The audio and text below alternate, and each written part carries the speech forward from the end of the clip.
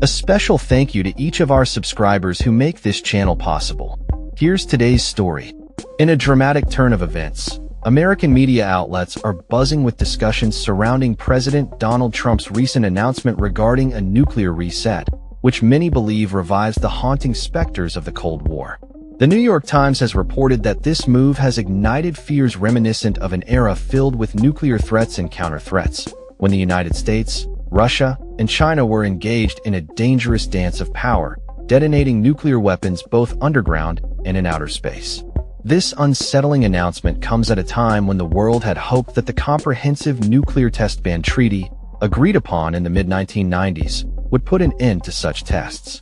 The Washington Post has brought to light the financial implications of Trump's nuclear ambitions, noting that the cost associated with a single nuclear test could reach up to $100 million and that the process could take years to materialize.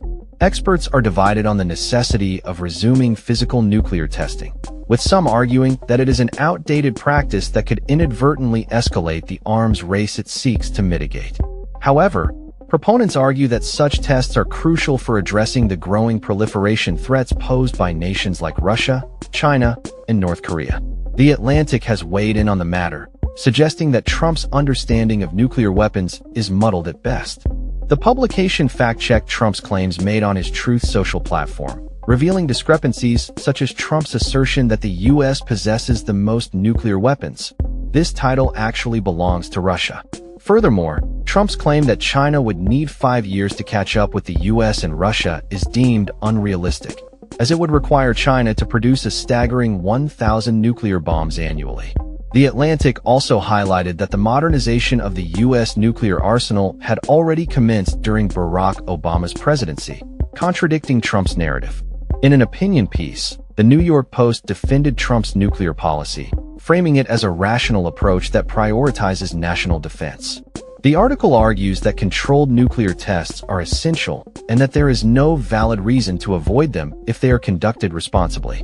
Meanwhile, across the Atlantic, the British tabloids are ablaze with news of Prince Andrew being stripped of his royal title amid the fallout from his connections to the late Jeffrey Epstein. The Daily Mirror jubilantly declares, "Finally," while the Times and the Sun capitalize on the pun, referring to him as the Andrew formerly known as Prince.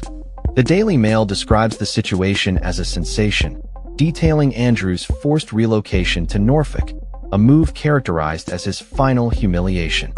Despite the loss of his title, Andrew remains eighth in line to the throne and retains some ceremonial roles, albeit only on paper. Vanity Fair reminds readers that just earlier this month, Andrew had agreed to cease using his Duke of York title. Now, Buckingham Palace has officially designated him as Andrew Mountbatten-Windsor. The decision to strip Andrew of his titles comes in the wake of mounting scrutiny over his ties to Epstein and the allegations of sexual abuse made against him by Virginia Giuffre. Andrew has consistently denied these allegations, even going so far as to claim that a now infamous photograph of him with Giuffre was doctored. However, he settled a lawsuit with her for a reported $16 million in 2022.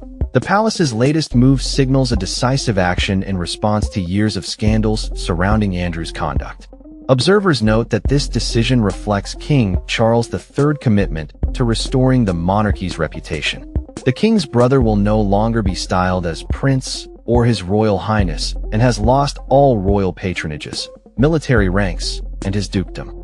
He has also been served notice to vacate his residence at the Royal Lodge, a property once belonging to the Queen Mother. Buckingham Palace has expressed that these actions are necessary to demonstrate their support for victims of abuse, emphasizing that their sympathies lie with those who have suffered. The announcement has been met with mixed reactions. Culture Secretary Lisa Nandy praised the decision as a truly brave, important, and correct step, sending a powerful message to survivors of sexual abuse. Meanwhile, speculation about Andrew's financial situation has surfaced, with reports indicating that he has not paid rent on his lavish mansion for 2 decades. The property, owned by the monarchy, has been a focal point of controversy, particularly in light of recent revelations about Andrew's ongoing ties to Epstein. As the dust settles on these developments, the world watches closely, both for the implications of Trump's nuclear reset and the ramifications of Andrew's fall from grace.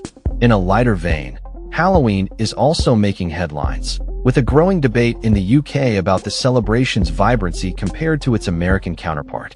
An opinion piece in The Telegraph argues that it's high time Britain embraced Halloween with the same fervor as the US.